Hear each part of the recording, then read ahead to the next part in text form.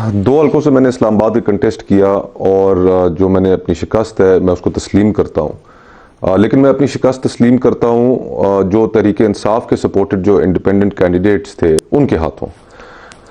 किस हल्के से? 47 और 48। 47 में कौन जीता है? 47 में जीते हैं शोएब शाहीन साहब असल में जीते हैं, लेकिन जिताया मुस्लिम लीग नून के उम्मीदवार हैं उनको गया है। और इसी तरह 48 में वहाँ पर अली बुखारी साहब हैं, वो भी वकील हैं, उनका ताल्लुक भी तहरीक इंसाफ से है, वो जीते। लेकिन जब अगले सुबह हमने रिजल्ट्स देखे तो उसमें राजा खुर्रम नवाज साहब इलेक्शन जीते हुए। ये आपकी राय है या फॉर्म 45 के? फॉर्म 45 के मुताबिक। आपके पास फॉर्म 45? मेरे पास सारे पोलिंग स्टेशन के दोनों हलकों के फॉर्म 45 मौजूद हैं और मैंने उनको जो दोस्त पीटीआई सलाम कर रहे हैं, ये सलाम कर रहे हैं, इनका सलाम दिखा रहे हैं मायूं साहब। अब आप इन्हें सलाम कर सकते हैं, मैं टीवी पे दिखा दूं। मैं सलाम